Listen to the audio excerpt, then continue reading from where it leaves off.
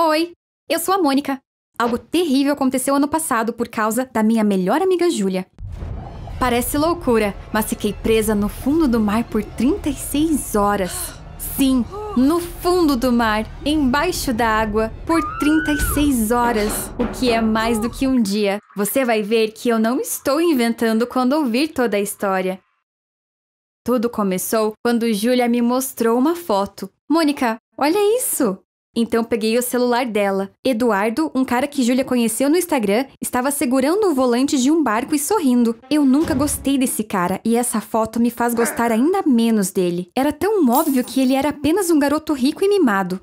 Tá, e daí? Eu disse e devolvi o celular para ela. Eu sabia que ela queria algo de mim. Ele está chamando a gente para passar o fim de semana no barco. Eu fingi não entender. Nós? Como ele me conhece? Ele mal conhece você. Você só troca mensagens. Ela disse, conversamos por telefone ontem à noite. Confia em mim, ele é legal. Vamos lá, vamos juntas. Eu disse imediatamente, sem chances que ficarei em um barco com um estranho por 2 dias. Então ela disse algo que sabia que iria funcionar. E se ele é um psicopata? Você vai me deixar sozinha com um cara assim? Essa foi a mesma frase que eu usei com ela o ano passado. Pedi que ela viesse comigo quando saí com um garoto pela primeira vez. Então fomos juntas ao encontro. Ela basicamente quis dizer, agora é a sua vez. Eu tive que dizer sim. No sábado de manhã, fizemos uma viagem de ônibus de 3 horas até a cidade da praia, onde Eduardo morava. Ele buscou a gente e nos levou para o barco. Não era muito grande, mas era bastante luxuoso. Tinha 2 cabines embaixo do deck. Júlia e eu pegamos a grande. Eduardo não parecia ser tão ruim quanto eu pensei. Talvez eu estivesse me enganando sobre ele. Quando subimos de volta, estávamos cercados por água já em movimento. Eduardo pilotava o barco. Não me leve a mal, mas você não deveria ser capitão para pilotar o barco? Eu perguntei. Ele sorriu. Não se preocupe, é um iate pequeno. Tenho licença para pilotar. Mas não vamos pilotar o tempo todo. Vamos encontrar um bom lugar para ancorar, ele disse. Eu e Júlia nos sentamos para relaxar no sol. Não estava quente o suficiente para usar um biquíni, mas o sol já estava muito forte. 2 ou 3 horas depois, paramos. Ancoramos ao lado de uma ilha. Ninguém morava naquela parte da ilha, então éramos apenas nós, o mar e a natureza. Eduardo foi um ótimo anfitrião. Ele preparou toda a comida sozinho. Parecia uma noite de verão, embora estivéssemos no final de março. Júlia não bebeu muito, mas Eduardo e eu ficamos tão bêbados que mal conseguíamos falar. Ele se levantou. Seu capitão está prestes a apagar. Eu preciso ir para a cama. O barco precisa de mim amanhã. Ele disse e foi cambaleando até a cabine. Depois de um tempo, fomos para a nossa cabine também. Fiquei um pouco enjoada e frustrada comigo mesma por ter bebido tanto. Me lembro da minha cabeça encostar no travesseiro e de cochilar imediatamente. O mar estava muito calmo quando nos deitamos. Não sei quando o tempo piorou e uma enorme tempestade começou, mas quando eu acordei, o iate balançava muito. Procurei por Júlia, mas ela não estava em sua cama. No começo, pensei que estivesse sonhando, mas era claro que eu não estava. Ouvi um barulho vindo de baixo, como se algo estivesse atingindo o barco. A cada batida, o barco subia e caía rapidamente. Eu sabia que não deveria subir as escadas com um tempo assim, mas precisava encontrar Júlia. Eu tentei me levantar, mas era impossível ficar de pé. Nesse momento, o barco balançou com força. Eu tentei me agarrar em algo, mas não consegui. Bati minhas costas contra a parede e gritei de dor. Doeu tanto que tinha certeza de que tinha quebrado alguma coisa. A dor parou depois de um tempo. Conferi meus braços, pernas e costelas. Não doíam, e fiquei aliviada de não ter quebrado nada. De repente, percebi o verdadeiro perigo. Eu estava em um barco. Havia uma tempestade terrível lá fora. E barcos geralmente afundam durante tempestades. O que eu deveria fazer? Eu deveria ficar aqui embaixo ou tentar subir as escadas? Eu pensava que a coisa certa a se fazer era sair, e foi quando o barco começou a balançar ainda mais. Parecia que o barco estava se movendo. Eduardo assumiu o controle do barco? Estávamos indo para algum lugar seguro? Eu estava tentando me acalmar quando ouvi um barulho muito alto. Percebi que o movimento era porque o barco estava à deriva e tínhamos colidido contra as rochas ao redor da ilha. Agora estava claro o que estava prestes a acontecer. O barco estava afundando. Consegui me levantar porque o barco já não balançava tanto. Eu estava tentando chegar à porta quando, de repente, ela se partiu e a água começou a invadir a cabine. Era disso que eu tinha medo. E estávamos afundando. A água entrava com tanta força que eu não conseguia passar por ela. Entrei no banheiro e fechei a porta. Peguei as toalhas do armário e as enfiei debaixo da porta, mas a água continuava entrando. Até então, eu havia conseguido manter a calma, mas agora eu tinha motivos suficientes para entrar em pânico. O barco havia atingido uma pedra durante a tempestade e afundava rapidamente. Eu estava presa dentro de um banheiro minúsculo. Pela primeira vez, pensei que poderia realmente morrer. Comecei a gritar para tirar esse pensamento da minha cabeça. Mônica, use o seu cérebro. Vamos, você tem que encontrar uma maneira de sair daqui. Use o seu cérebro. O banheiro estava enchendo de água e já estava na altura dos meus joelhos. Eu subi na privada. Era impossível sair dali. A água iria encher esse banheiro minúsculo em breve. Não sei dizer quanto tempo havia se passado. Eu tinha aceitado o meu destino e estava apenas aguardando. A água estava agora no meu peito. Nesse momento, notei que o banheiro parecia estar se enchendo mais devagar. Será que era uma boa ideia tentar abrir a porta? Ou deveria esperar até o resgate chegar? Mas a água ainda subia, embora mais lentamente. Eu seria capaz de sobreviver até que alguém viesse me resgatar? Não havia garantia que alguém viria. Eu decidi fazer um pequeno experimento. Respirei fundo e mergulhei. Girei a maçaneta e empurrei, mas a porta não se mexeu. Tentei novamente e nada. Emergi quando fiquei sem fôlego. Obviamente, o barco tinha afundado. A porta não se abria porque a cabine provavelmente estava cheia de água. Eu ainda estava viva e não tinha desistido. Mas e a Júlia? Até aquele momento, eu não tinha chorado, mas comecei a chorar e não conseguia parar. Enquanto isso, a água tinha subido mais. Pior ainda, ao respirar fundo, enquanto chorava, percebia que o oxigênio estava acabando. Estava tão desesperada que não fazia ideia de quanto tempo tinha passado. A água agora estava no meu queixo. Eu estava com frio, com fome, sede, cansada e com muito sono. Por um momento pensei, deixa a água te levar e tudo vai acabar. Como estudante de medicina, eu sabia que era a hipotermia que me fazia pensar assim. Eu estava na água fria por muito tempo, então a temperatura do meu corpo caiu e continuava a cair. Eu estava perdendo a esperança de que o resgate viesse. Não estávamos em mar aberto, mas quem iria nos procurar? Nem meus pais, nem os da Júlia sabiam que estávamos aqui. A família de Eduardo faria alguma coisa? E eu achava que não. Pensei que este era o fim para mim. A água continuou a subir lentamente. Subiu tanto que tive que ficar na ponta dos pés para evitar me afogar. Só então escutei um som. Era como se alguém estivesse batendo em algo. Prendi a respiração. O som parou. Talvez não tivesse som nenhum.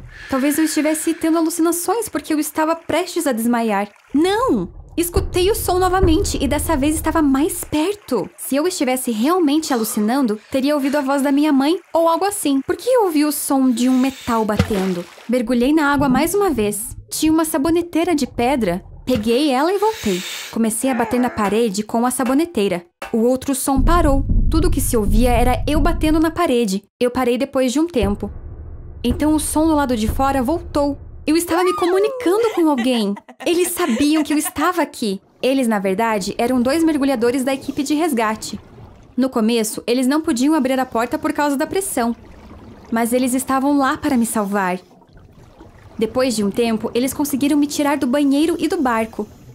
Tinham médicos no navio de resgate. Eles tinham muita experiência com essas situações e conseguiram ajudar a me recuperar da hipotermia. Assim que me senti melhor, perguntei sobre Júlia. Descobri que ela e Eduardo estavam bem. Aparentemente, Eduardo tinha diabetes.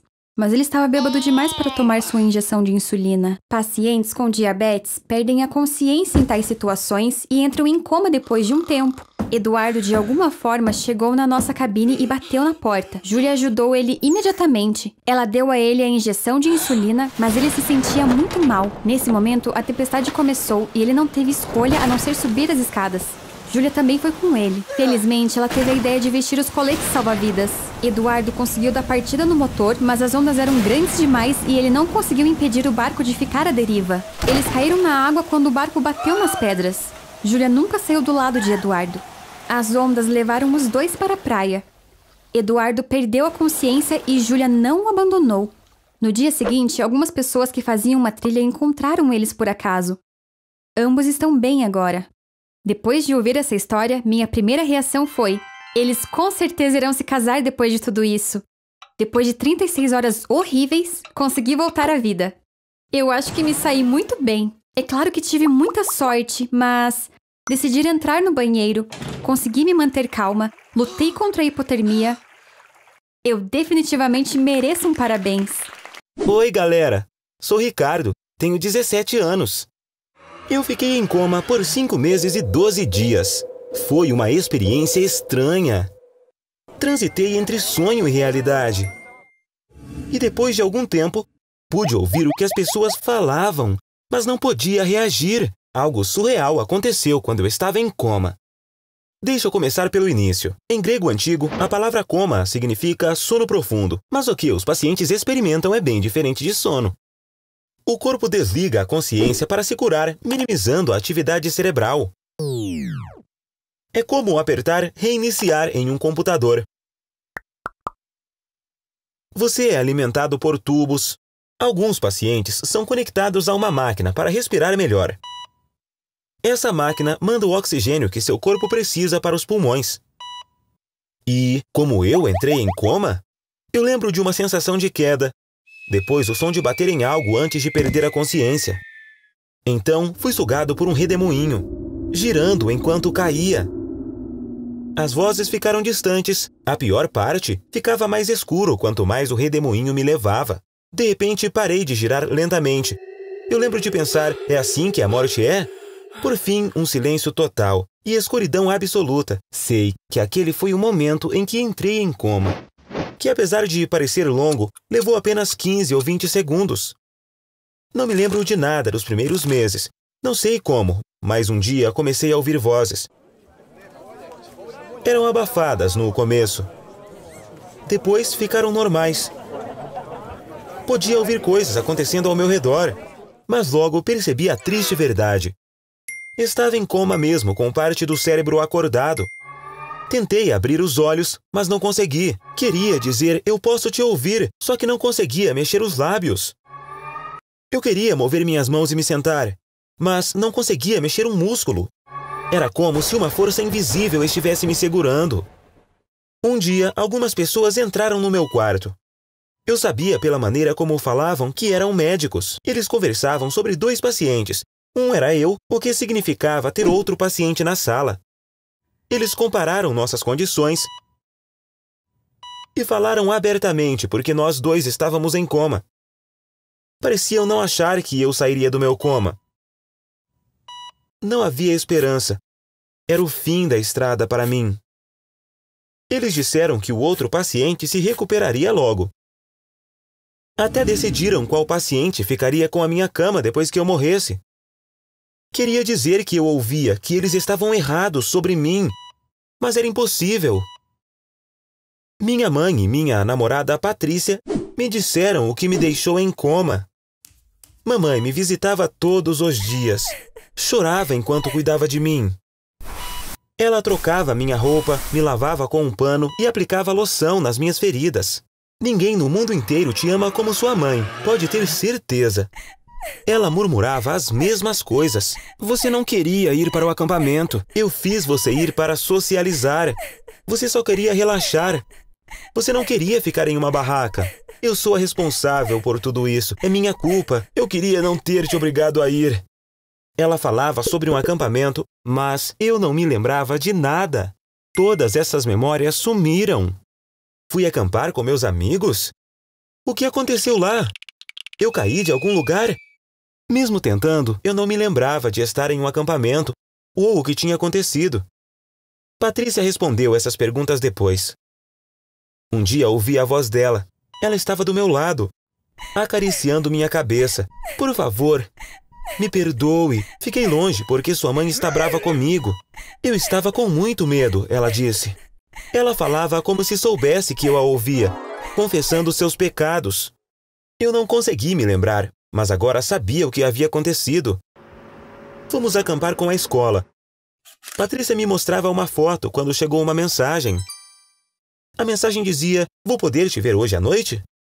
Peguei o telefone e vi que a mensagem era de um cara chamado Carlos. Ele também estava no acampamento. Eu podia ter conversado com Patrícia. Irado, encontrei o garoto e parti para cima dele. Começamos a brigar. Quando Carlos me empurrou, caí e bati minha cabeça em uma pedra. Foi quando perdi a consciência. Patrícia sabia que era culpa dela, mas estava aqui, sem nenhuma vergonha. Se eu pudesse abrir os olhos e me sentar, eu cuspiria no rosto surpreso dela. Eu diria: "Saia daqui, deu fora e nunca mais volte." Era impossível, mas eu sabia que quando eu saísse do coma, era isso que eu faria. No começo, eu gostei muito de ouvir o que estava acontecendo ao meu redor. Pelo menos eu me sentia vivo. Mas depois de alguns meses, fiquei incomodado porque eu não tinha nenhuma melhora. Os médicos vinham me visitar cada vez menos. Talvez eles não estavam felizes por terem errado. Eu não estava morto, e o outro paciente ainda estava em coma. Um dia, enquanto eu estava entediado, ouvi uma conversa estranha.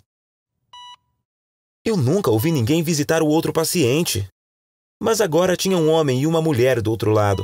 O homem disse: "Vou levar o dinheiro de volta para sua casa amanhã." Eu pensei que conseguiria, mas não posso. Você deveria desistir também. A mulher estava brava, falando com os dentes cerrados. "Nicholas, você me prometeu. Eu vendi tudo para te dar esse dinheiro. Se você não vai fazer isso, então me mostre como. Eu vou fazer o que precisa ser feito. Ele merece morrer." Eu não podia acreditar no que estava ouvindo. Eu estava sonhando? Ela estava realmente falando sobre matar alguém em coma? O tal Nicholas cedeu à insistência dela depois de um tempo. Em voz baixa, ele disse: "Este botão controla o oxigênio.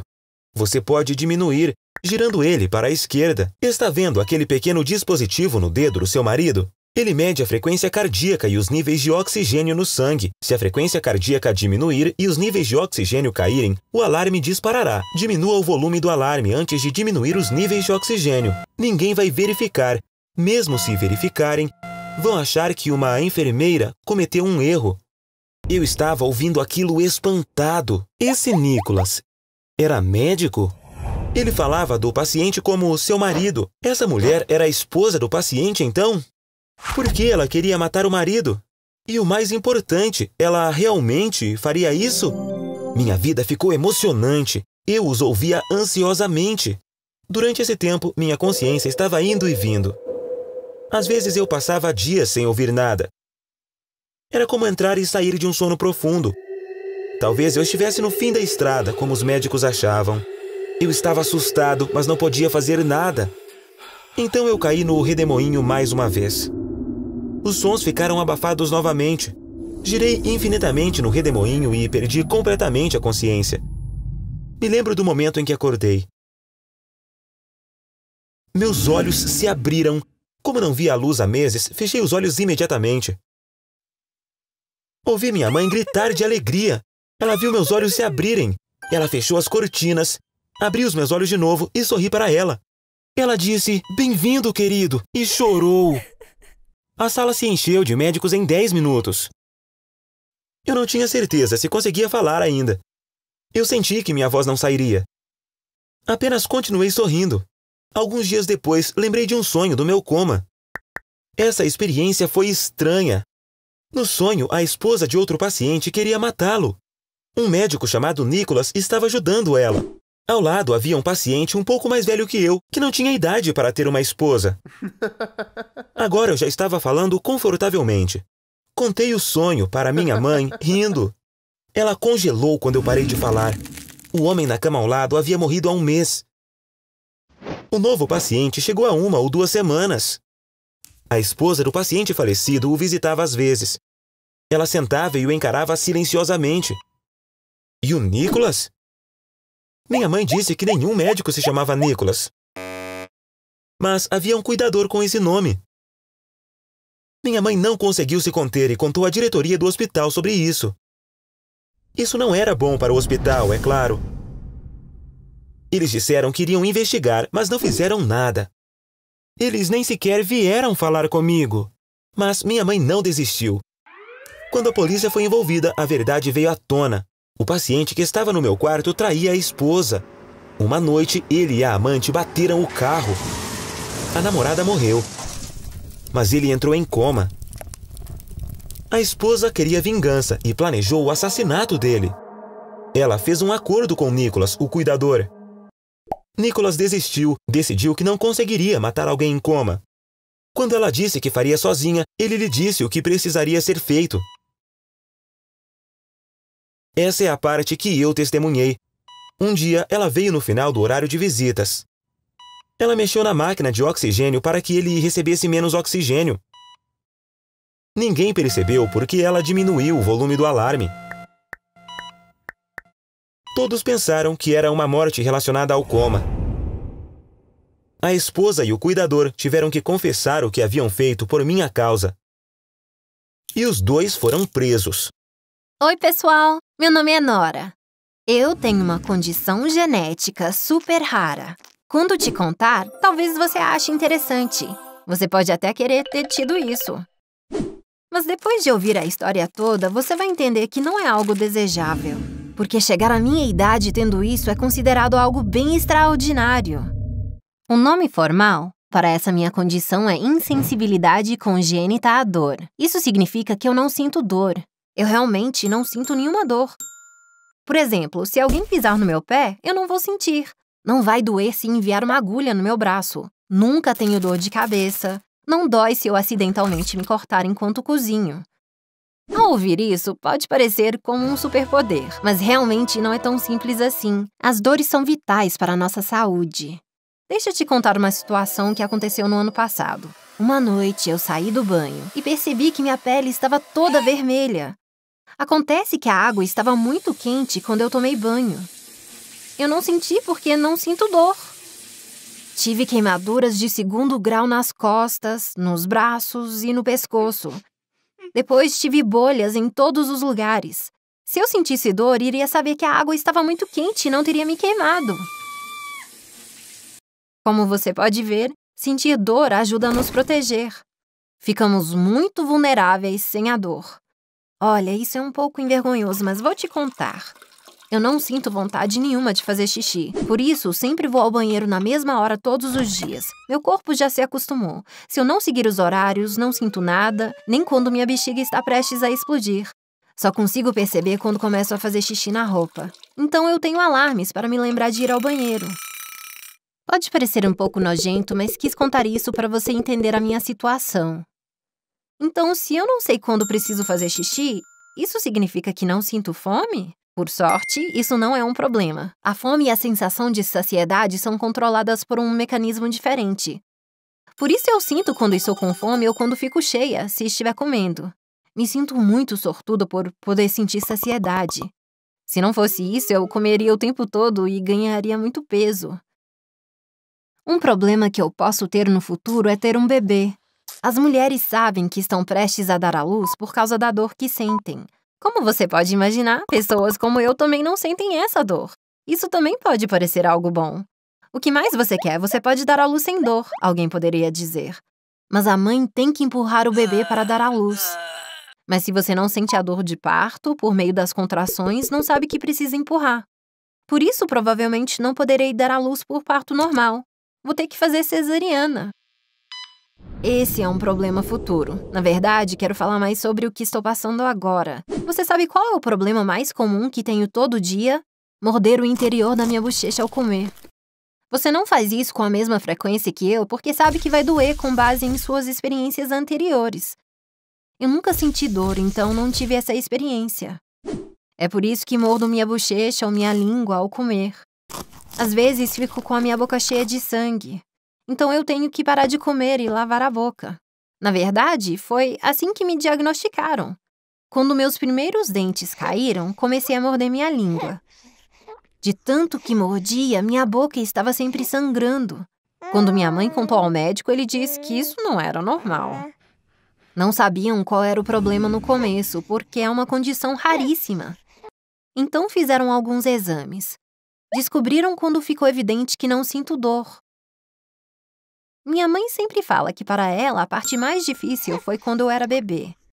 Por exemplo, eu tirava uma soneca à tarde. Logo em seguida, minha mãe via que meus olhos estavam roxos quando eu acordava. O que acontecia era que eu pressionava demais ao esfregar os olhos. Hoje ainda tenho muitos problemas, mas pelo menos meus pais não precisam mais lidar com isso. Muita coisa aconteceu na época do ensino fundamental. Somos jovens demais para nos proteger nessa idade. Por exemplo, eu realmente queria andar de patins. Eu implorava, mas é claro que minha mãe não iria comprar para mim. Então, um dia, peguei emprestado os patins de uma amiga e fui andar. Quando cheguei em casa, meu braço esquerdo estava muito deslocado. Eu tinha caído quando estava patinando. Não senti dor, então não sabia que tinha quebrado o braço. Continuei patinando como se nada tivesse acontecido. E caí sobre o braço pela segunda vez. Se me lembro bem, quebrei meu braço em 6 lugares. Geralmente, crianças se curam de um osso quebrado em 1 mês, mas tive que usar gesso por 4 meses. Ainda nessa idade, outra coisa maluca aconteceu. Eu sempre tinha hematomas por todo o corpo. Um curativo no braço, na perna e até na cabeça. Uma das nossas vizinhas percebeu isso. Ela me observou por um tempo. Ela pensou que eu devia sofrer violência doméstica por ter tantos hematomas e fez uma denúncia. 2 assistentes sociais vieram até nossa casa. Meus pais mostraram os relatórios do médico e tudo ficou bem. É meio trágico, mas rimos sempre que falamos sobre isso. Eu mencionei todas as desvantagens, mas existem benefícios em não sentir dor? Talvez, mas nunca experimentei nenhum. Lembra quando estava na moda comer a pimenta mais forte do mundo no YouTube? Esses vídeos tiveram milhões de visualizações. As pessoas ganharam muito dinheiro com isso. Se eu quisesse, poderia ter comido a pimenta mais forte da galáxia. Poderia ter sido convidada para um canal do YouTube sem dizer nada sobre minha condição. Poderia até começar o meu próprio canal depois de me tornar famosa como convidada. E teria ganhado muito dinheiro. Só estou brincando. Não deixe este vídeo te enganar. Eu não gosto de ficar na frente das câmeras. De qualquer forma, não quero ganhar dinheiro com algo que dificulta a minha vida. Vi em algum lugar que um cara da Índia ganha a vida por causa dessa condição. Ele se apresenta nas ruas enfiando espetos no corpo, caminhando nas chamas e deixando carros passarem em seus pés. Mesmo que ele não sinta dor, tudo isso é bastante arriscado. Ele poderia facilmente se machucar.